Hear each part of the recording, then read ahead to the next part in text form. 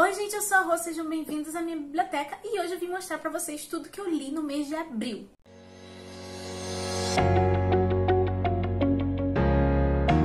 Mês de abril foi um mês bem produtivo pra mim, porque eu gostei de tudo que eu li e isso é sempre bom quando acontece. E eu não vou enrolar muito, eu vou partir direto pros livros, mas antes de eu começar a mostrar, por favor, façam todo aquele protocolo, do YouTube, de deixar um like no vídeo, porque isso super ajuda na divulgação do canal. Se inscreva se você não for inscrito. E à medida que eu for mostrando os livros pra vocês, por favor, comentem. Vamos bater um papo aqui nos comentários. Me digam o que foi que vocês leram durante esse mês de abril. E os livros que eu estiver citando, me digam se vocês já leram, se ficaram interessados. Vamos bater um papo mesmo, tá bom? E, sem enrolação, vamos para os livros.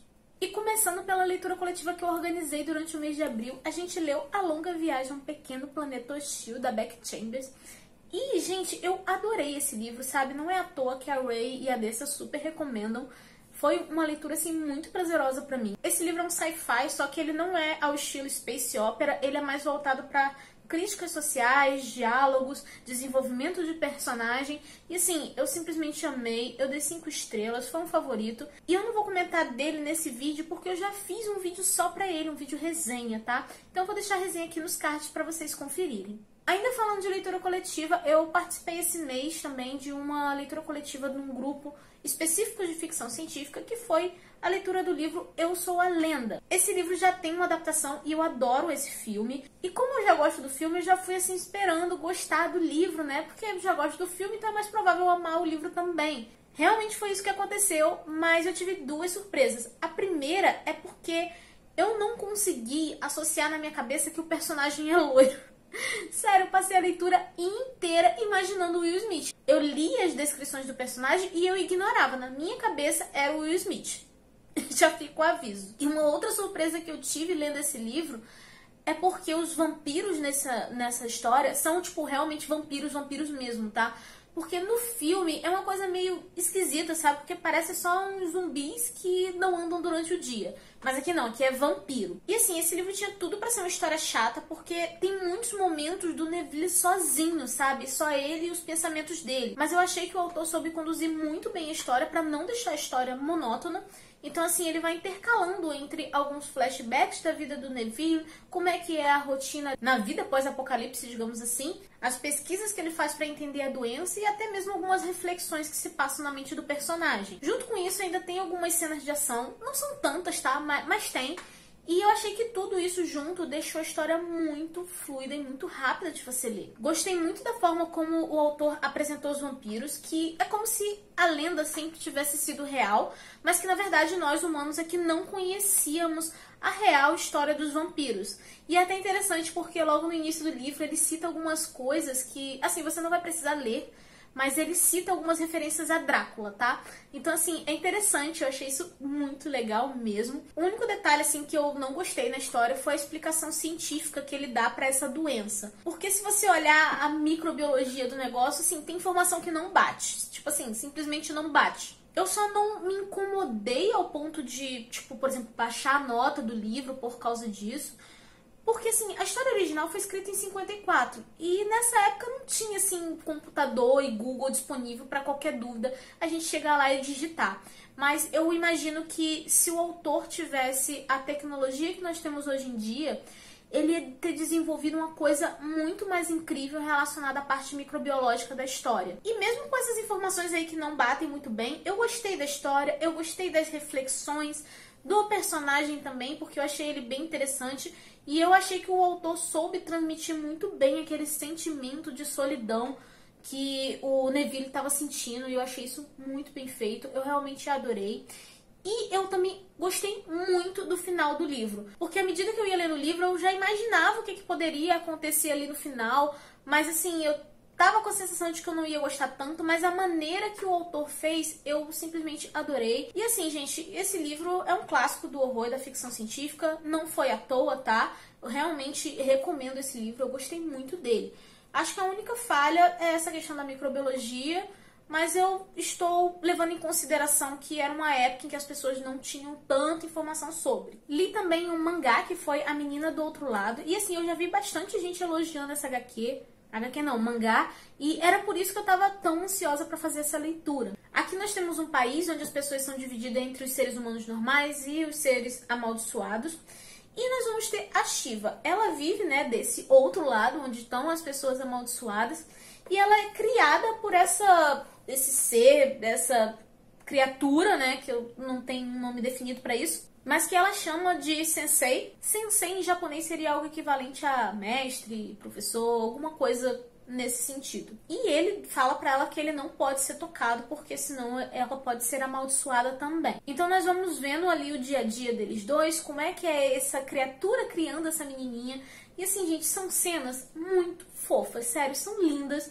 Eu fiquei apaixonada, é muito delicada a história. E essa menininha deseja muito reencontrar a tia dela um dia que tá desaparecida, né? E nessa rotina deles dois, ele fala sempre pra ela não se afastar muito da casa onde eles vivem, pra ela não andar sozinha pela floresta, porque é perigoso. Eu gostei muito dessa história, porque é tipo uma fábula, sabe? E ele vai mostrando como que essa criatura que é tão rejeitada por todas as pessoas é capaz de criar uma menininha de uma forma tão amorosa. E, gente, essa relação deles dois é realmente muito bonita e é isso que dá o charme à história. Ela tem esse ar meio sombrio, meio sobrenatural, mas o que se sobressai aqui é essa delicadeza. Ele realmente trata a menina como se fosse a filha dele e eu achei isso muito bonito mesmo. Eu adorei. No final dessa edição tem um gancho pro próximo volume, que, assim, eu fiquei bem curiosa e até mesmo preocupada com o que vai acontecer ali, né?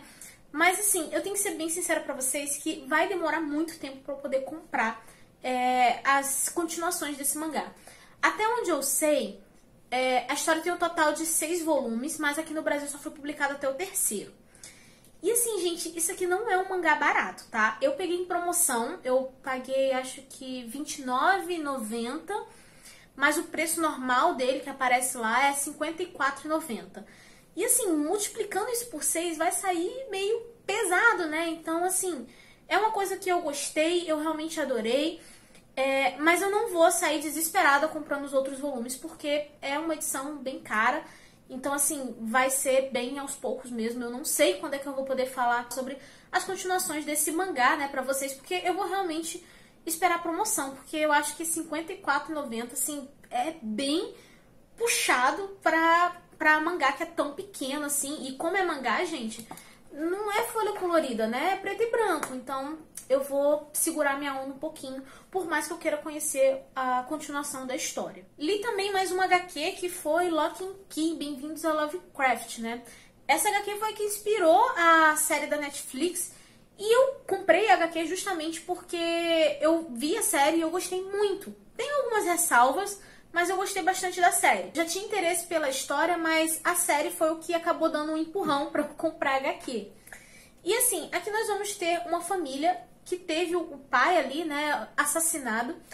E a mãe, com os 3 filhos, acaba se mudando para uma mansão, né? Que foi onde esse pai viveu na infância e adolescência dele. A história começa intercalando entre o presente que está acontecendo ali, o enterro desse pai, e alguns flashbacks sobre o dia em que aconteceu essa tragédia. Então você consegue sentir o desespero da família vivendo aquela situação e no tempo presente o como que ela ficou traumatizada depois. Eu gostei muito disso porque às vezes na série eu tinha a sensação que eles suavizaram tanto que eu não conseguia sentir muito bem o sofrimento dos personagens. Mas aqui não, aqui você realmente sente isso. Mas enfim, eles se mudam para essa mansão e o filho mais novo vai encontrando algumas chaves e vai percebendo que essas chaves têm alguns poderes mágicos. Ao mesmo tempo, nós vemos que tem criaturas malignas ali tentando influenciar a situação para poder adquirir essas chaves.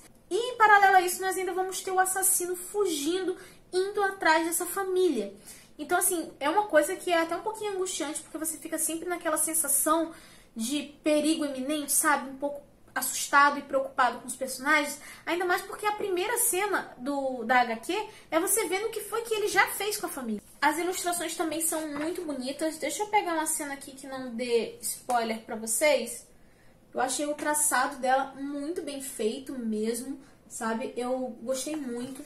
Então acho que super vale a pena. Eu tô muito empolgada pro próximo volume. Tô doida pra comprar e ler logo. existe toda essa questão mágica e sobrenatural, mas eu achei que esse primeiro volume explorou bem mais o drama e a tragédia que a família viveu.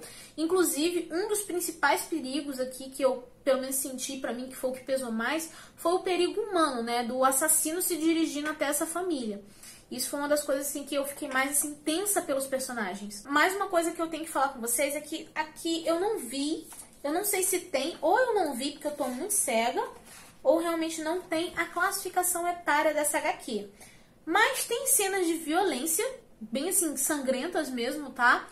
E tem uma cena que não mostra explicitamente, mas assim, você sabe que aconteceu um ato de violência sexual. Então, eu diria que eu indico pra maiores de 18 anos, beleza? Aí vocês lembram que no vídeo de TBR eu falei que eu tava conversando com uma amiga minha, a gente decidiu pegar algum livro que as duas tivessem na estante para desencalhar? Pois é, nós lemos Dias Perfeitos, do Rafael Montes. E antes de eu começar a falar sobre esse livro, eu quero dizer que eu não recomendo para menores de idade e nem para pessoas sensíveis. Porque tem cenas de violência extrema, de violência sexual e de manipulação psicológica. Então, assim, se você é menor de idade e você é sensível, não tem nem por que você tentar ler esse livro. Na real, assim, eu adoro o autor, mas eu não recomendo ele para pessoas sensíveis e menores de idade, porque simplesmente não é o público para o qual ele escreve. Mas enfim, falando sobre a história, aqui nós vamos ter o Theo. Ele é um estudante de medicina meio solitário. Aí num dia, assim, numa festa, né, tipo um churrasco, ele acaba encontrando uma moça chamada Clarice e ele adquire uma obsessão por essa mulher. Eu fiquei um pouco preocupada no início do livro, porque nós vamos estar acompanhando a visão desse personagem. Então, assim, ele é um stalker, ele é um psicopata.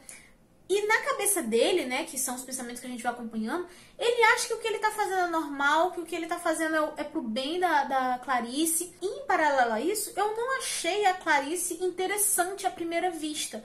Eu não gostei dela, eu achei ela um pouco meio avoada, sabe? Não é o tipo de pessoa, assim, que me chama a atenção. Então eu fiquei meio preocupada de como é que a história ia se seguir com essa entrada, sabe? Mas em poucas páginas o Rafael Montes me provou que eu tava muito enganada a respeito da Clarice, que ela não ia ser daquelas mocinhas meio que bobas e ingênuas. E eu gostei muito dela a partir desse ponto. E logo em seguida ele deu o gatilho pro suspense da história. Aí, gente, olha, minha vontade era gritar, porque eu fiquei completamente surtada. As coisas assim evoluíram de uma maneira muito rápida, que eu fiquei muito preocupada com a personagem, torcendo por ela. Eu queria tirar ela dali. À medida que ia passando, eu ia me apegando mais a Clarice, porque eu vi ela como uma personagem muito forte para encarar tudo aquilo que ela estava passando. E ela estava muito fragilizada, sabe? Tanto mentalmente quanto fisicamente. Um detalhe pessoal, assim, que eu gostei da Clarice é porque ela sonha em ser roteirista, ser escritora. Inclusive tem um roteiro, tipo como se fosse um rascunho de um roteiro dela na história. E isso me lembrou Misery. Foi uma coisa que mesmo você percebendo essa clara inspiração, são histórias, assim, completamente diferentes. Então, assim, isso foi uma coisa que me fez gostar mais ainda. Só que, assim, chegou um momento no meio do livro que eu comecei a surtar. Eu não sabia o que sentir mais. Eu sei que estava de madrugada, aconteceu um negócio que eu saí de mim. Eu peguei um papel, uma caneta para poder anotar, né, até onde eu ia poder conversar sem dar spoiler pra pessoa que tava lendo comigo. E eu comecei a ler meio louca, assim, né? Tipo, tava em pé, parada no meio do quarto de madrugada, lendo, querendo surtar, gritar. Eu queria bater o livro na parede ou com o livro no Rafael Montes. Eu não sabia mais o que sentir. Eu comecei a ficar desesperada. Aí eu li o resto do livro em uma noite só. E foi isso. E assim, eu gostei muito da história, sabe? Ela me manteve 100% presa, entretida, e eu torcendo pela personagem, desesperada ali, agoniada. Mas eu odiei todo mundo, sabe? Eu odiei todos os personagens. Eu não sei o que o Rafael Montes faz, que ele me faz odiar todo mundo. No caso aqui eu só não odiei a Clarice. E gostar da história, entendeu? Então por isso que eu não gosto muito quando as pessoas viram e falam que não gostei de um livro tal porque eu não me identifiquei com o personagem. Se fosse assim, era pra odiar todos os livros do Rafael Montes, porque eu nunca me identifiquei com ninguém. Todo mundo louco e doente, entendeu? Essa é uma história assim que você vai ler e você vai passar muita raiva. Tipo, sério. Eu sentia angústia, desespero, raiva, eu queria entrar no livro, matar os personagens todos. O final também me deu raiva, só que não é um livro que eu possa dizer que é ruim. Porque o autor me manteve tão presa, tão entretida ali, tão envolvida com a trama, que esse sentimento vale muito pra mim. E sem contar que, por mais que os acontecimentos não me agradassem, eles foram bem desenvolvidos. Então essa foi uma história assim que eu tava completamente fora de mim. Eu não sabia mais o que sentir. Eu queria bater no autor. É isso. Meu Deus do céu. Mas enfim, gente. Pra quem gosta de um bom thriller, um bom suspense, umas histórias assim pesadas, eu recomendo. Mas assim, se eu for muito sensível, olha, não lê não. Vai te fazer mal. Então, gente, esses foram os livros que eu li em abril, né? Foi um mês bem positivo, porque eu gostei de tudo que eu li. Gostei bastante, fiquei bem empolgada com algumas leituras. Principalmente a do Rafael Montes, que eu tava assim, completamente fora de mim lendo aquilo. E vamos aproveitar para conversar aqui nos comentários. Me digam se vocês já leram algum desses livros. O que foi que vocês leram durante o mês de abril. Eu sempre aproveito para pegar alguma recomendação de vocês. Comenta aí também quem é fã do Rafael Montes, porque olha, esse autor, eu fico completamente louca lendo os livros dele, sério, é fora de mim, não tem palavras para definir.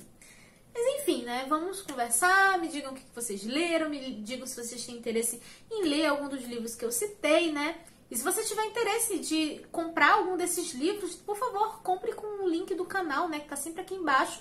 Porque você comprando por esse link, você super ajuda e você não vai estar pagando nada mais por isso, tá bom? Eu vou ficando por aqui, a gente continua a nossa conversa nos comentários e eu vejo vocês no próximo vídeo. Um beijo e tchau!